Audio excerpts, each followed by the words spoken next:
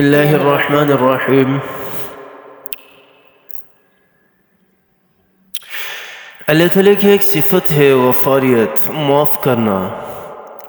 کون سی صفت ہے؟ معاف کرنا۔ اللہ تعالیٰ اپنے بندوں کو معاف کرتے ہیں، اور معاف کن کو کیا جاتا ہے؟ اہل ایمان سے، جس سے کوئی گناہ سرزد ہو اسے ہی معاف کیا جاتا ہے، جس سے کوئی غلطی سرزد ہو اسے ہی معاف کیا جاتا ہے فیملی ممبر میں سے۔ وہ اگر باہر کا کوئی بندہ ہو وہ کر لے تو اس کا کہتے ہیں یہ تو ہے ہی باہر کا۔ تو اللہ تعالیٰ نے اہل ایمان کے لیے مغفرت رکھی ہے، غفاریت رکھی ہے، معاف کرنا رکھا ہے۔ کافروں کو کیسے معاف کرنا؟ کافروں کے لیے تو ہے ہی جہنم، خالدین فیہا، وہ تو ہمیشہ ہمیشہ وہیں رہیں گے۔ اللہ تعالیٰ نے تو ایمان والوں کے لیے غفاریت رکھی ہے نا۔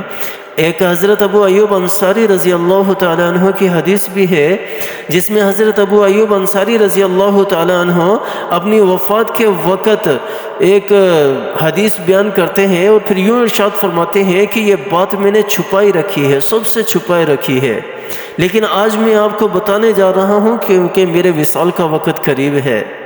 تو ابو ایوب انصاری رضی اللہ تعالیٰ عنہ فرماتے ہیں کہ میں نے آپ صلی اللہ علیہ وسلم سے سنا کہ اگر تم گناہ کرنا چھوڑ دو، اگر یہ امت گناہ کرنا چھوڑ دے تو اللہ تعالیٰ اس امت کی جگہ دوسرے لوگوں کو لے آئیں گے، دوسری قوم کو لے آئیں گے، دوسری مخلوق کو لے آئیں گے۔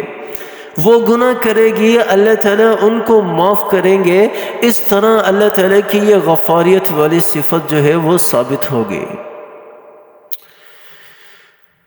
تو کتنی بڑی بات ہے کہ اللہ تعالیٰ نے غفاریت ہمارے لیے رکھی ہے، لیکن اس کا مطلب یہ ہرگز نہیں ہے کہ ہم گناہوں پر جرأت کرنے لگ جائیں، ہم گناہ کرنے لگ جائیں، لیکن ہم سے گناہ سرزد ہو سکتے ہیں۔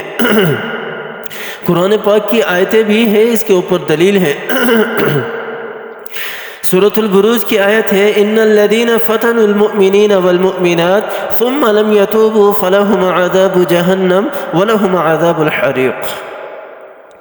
اللہ تعالیٰ نے کیا ارشاد فرمایا کہ میرے وہ مومن بندے اور بندیاں جن سے گناہ سرزد ہو جائے، جن سے گناہ سرزد ہو جائے، لیکن پھر وہ اگر اللہ سے معافی نہ مانگے، اللہ کی بارگاہ میں حاضر نہ ہوں، اللہ تعالیٰ کے حضور توبہ نہ کریں، پھر اللہ تعالیٰ کہہ رہے ہیں کہ میں انہیں عذاب دوں گا۔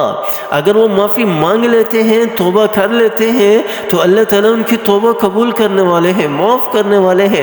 جیسے کہ اسی حدیث سے حضرت ابو ایوب انصاری رضی اللہ تعالیٰ عنہ کی حدیث سے پتہ چلتے ہیں۔ اور اسی طرح دوسری آیتیں بھی بہت ساری اس کے اوپر دل ہیں، جس طرح قرآن پاک کی سورہ آل عمران کی آیت ہے، والذین اذا فعلوا فاحشة او ظلموا انفسهم ذکروا اللہ فاستغفروا لذنوبهم ومن یغفر الذنوب الا انت۔ اللہ تعالیٰ کیا ارشاد فرما رہے ہیں کہ میرے وہ بندے جن سے کوئی کبیرہ گناہ سرزد ہو جائے، جن سے نافرمانی سرزد ہو جائے، جو گناہوں کی دلدل میں پڑ جائیں، جن کو شیطان اپنے جکڑ کے اندر لے لے، اور اس کے باوجود وہ اپنے اوپر ظلم کریں، اس کے بعد اپنے اوپر اور بھی زیادہ ظلم کریں، اپنے نفس کے اوپر گناہوں کی وجہ سے، نافرمانیوں کی وجہ سے، ان سارے کے سارے معاملات ہونے کے باوجود اللہ تعالیٰ کیا کہہ رہے ہیں؟ ذکر اللہ۔ اس کے بعد اگر وہ اللہ کو یاد کرتے ہیں نا، اگر وہ اللہ کو دل سے یاد کرتے ہیں نا، دیکھیں اگر اللہ کو دل سے یاد کر لینا تو اللہ تعالیٰ ویسے ہی اس دل کو صاف کر دیتے ہیں، ہلکا پھلکا کر دیتے ہیں۔ بالکل اللہ تعالیٰ کو دل سے یاد کرے نا، اگر دل سے، یہ دل سے کہہ رہا ہوں میں، اس دل کے اندر ہم نے تو دنیا کے لیے جگہ بنا رکھی ہے نا، ہم نے تو مکان، بنگلہ، گاڑی، پیسہ، مال و دولت، شہرت، ان ساری چیزوں کو اس دل کے اندر جگہ دی ہوئی ہے نا، لیکن ان ساری چیزوں کو ایک سائیڈ پر رکھ کر اگر دل سے اللہ کو یاد کر لینا تو بڑا لطف آتا ہے، بڑا لطف آتا ہے۔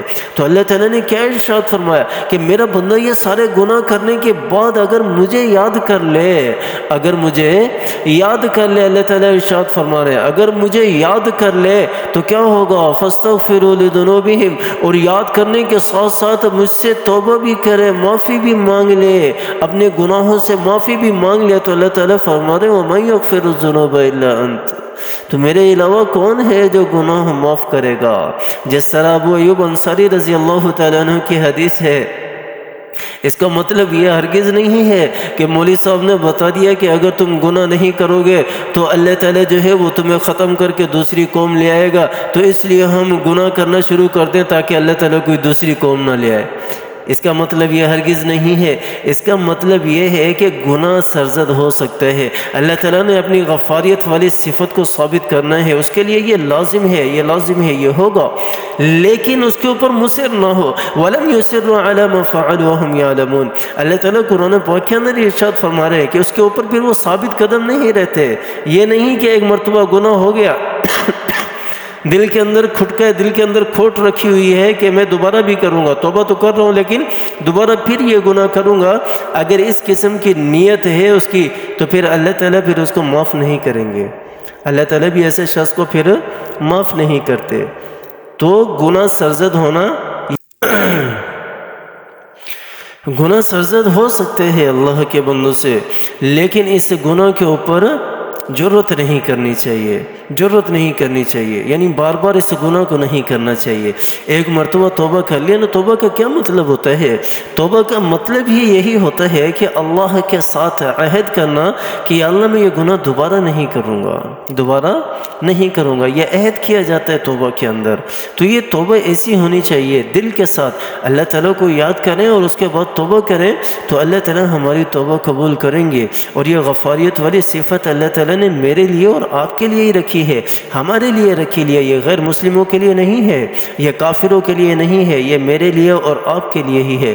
لیکن ہم نہ سمجھیں نا، ہم تو اپنی ساری کی ساری ضروریات جو ہے وہ مال و دولت اور پیسے کے اندر سمجھتے ہیں کہ ہم اس کے ذریعے اپنا سب کچھ صحیح کروا لیں گے، اپنا سب کچھ ہمارا صحیح ہو جائے گا، حالانکہ یہ ہماری سوچ غلط ہے، ہماری سوچ یہ غلط ہے۔ اللہ تعالیٰ ہمیں سمجھ عطا فرمائے، اللہ تعالیٰ ہماری گناہوں سے حفاظت فرمائے۔ پہلی بات تو یہ کہ حتی الامکان گناہوں سے بچنا چاہیے، اللہ تعالیٰ ہماری گناہوں سے حفاظت فرمائے۔